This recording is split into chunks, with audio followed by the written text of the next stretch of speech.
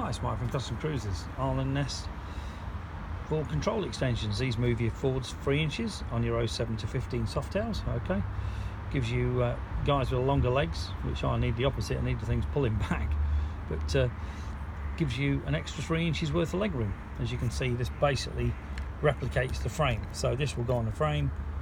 Your forwards then mount there. Now, to do this, you need a new brake line. You need a new shifter rod.